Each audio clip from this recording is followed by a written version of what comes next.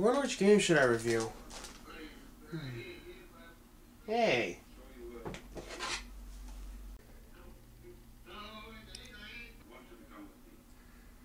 I think this will work.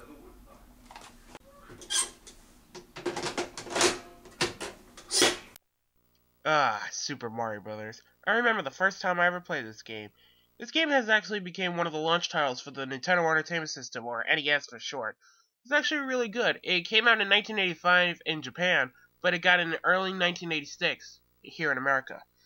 The game stars Mario from the classic arcade games, and including Luigi, which is his brother from the game Mario Brothers. They're on a mission to destroy King Bowser, or King Koopa in Japan, who actually kidnapped Princess Peach, or Princess Toadstool in Japan. It says here, one day, the kingdom of the peaceful mushroom people was invaded by Koopa, a tribe of turtles, famous for their black magic. The quiet, peace-loving mushroom people were turned into mere stones, bricks, and even field horse plants, and the mushroom kingdom fell into ruins. Yeah, that's what the game description said. What?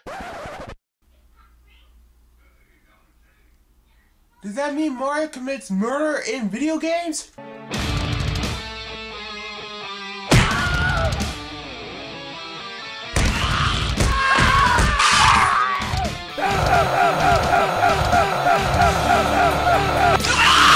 Nah, I'm just joshing you. He never does that. Alright, back to the game. So the game begins with you controlling Mario. The controls are simple to figure out. To make Mario move, just press left and right on the D-pad. When you're Big Mario, you can press down to duck, or you could go down warp pipes to find some secret objects. To jump, you just press A. And if you want to run, you just press B. I cannot explain why some of my friends won't press B when they run. It's just not hard to actually do that. Well, anyway, the object of every level, you just have to slide down the flagpole at the end and go inside the castle. But if you're lucky, you can actually get some fireworks, which gets a maximum amount of 6. Okay, you can't actually do that in every level, but in the 4th level, I'll explain that later. Let's talk about items right now. Items are actually really helpful in this game. Let's start off with coins. Coins are actually currency in this game. You can get a maximum amount of 100 on your coin meter. Once you get up to 100, it restarts back to 0, and you can get an extra life, which that'll be helpful. Next up is mushrooms. The mushrooms will actually help you grow big, and of course you get an extra hit when Mario gets into an enemy. And if you have the special Fire Flower, yeah, the Fire Flower can actually be helpful. You can actually shoot fireballs by pressing the B button. Fire Mario is actually a really great character to actually work with. Nothing can actually stand in your way now. And if you want extra help, go get the Invincibility Star. This Invincibility Star will actually get you invincible for about 12 seconds. Yeah, I timed it myself. Who's counting anyway? No, wait a minute. It looks like I forgot an item. Oh, yeah!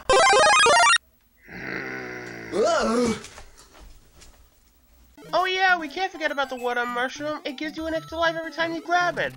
It's easier to get than getting 100 coins. And hell, why have coins when you could get an extra life mushroom your own? And now, let's talk about enemies. Enemies can go into different varieties, like Goombas, which are actually pathetic and only get stomped on the head, which actually destroys them. Yeah, that's stupid. Next up are Koopa Troopas. They can come into different forms. They got into green or red. The red ones walk back and forth, while the green ones actually walk off cliffs. That could be weird. Next up are Paratroopas, which are actually Koopa Troopas, but with wings. They sometimes bounce around or actually fly up and down. Yeah, that's kind of different. Next is Buzzy Beetles. Buzzy Beetles are actually Koopa Troopas, but they're immune to the Fire Flower power. Yeah, that can actually be very dangerous, but I don't even like going through that. Next up is the Bullet Bill and the Bullet Bill Blaster. Bullet Bills can be very, very annoying. They actually shoot whenever they want you to get annoyed with. I know, it bothers my brain so many times I do that.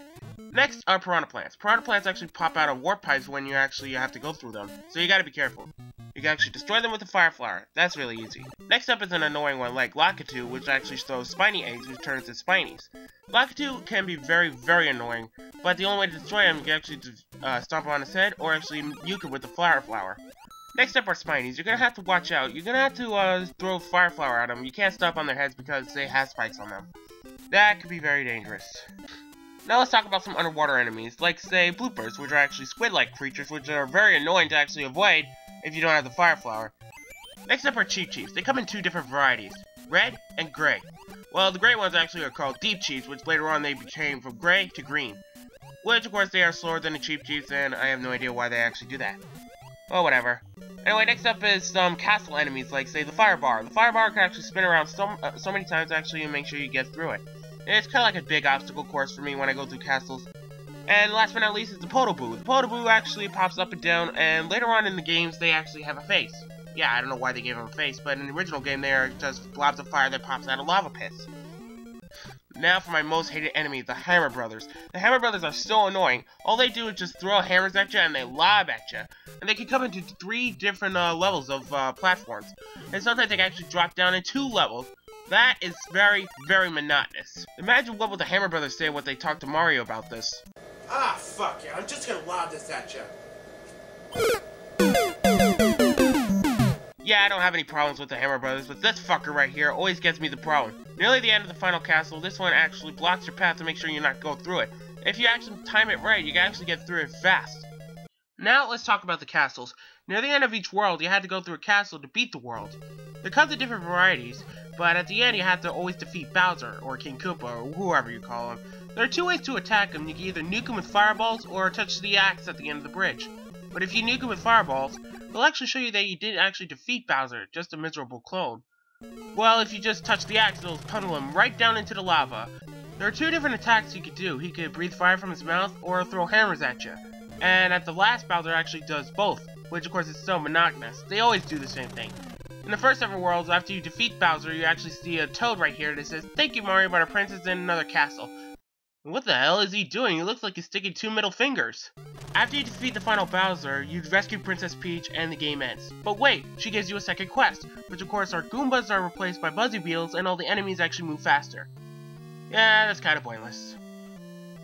Super Mario Bros. On the NES, making a great launch title for the series. And I gotta say, it's so awesome that it has great music, great gameplay, and of course has good replay value, so you can actually play this as much as you want. Until you get bored. Anyway, the music is actually really good. How many times do you ever hear the Super Mario Bros. Theme redubbed or remixed in different ways? Koji Kondo making the greatest Super Mario Bros. Theme ever, you gotta say, oh my god, I can't believe I did this. Super Mario Bros. Is actually very, very popular, and is sold by the Monument, over 40 million copies. It used to be the best-selling game of all time until it got topped by Wii Sports. Really? Wii Sports? Come on, give this game another chance.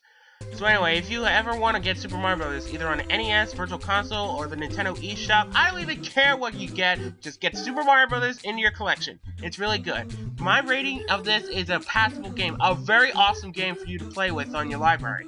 Yep. So, that is actually it for the review. Whew, got that taken care of.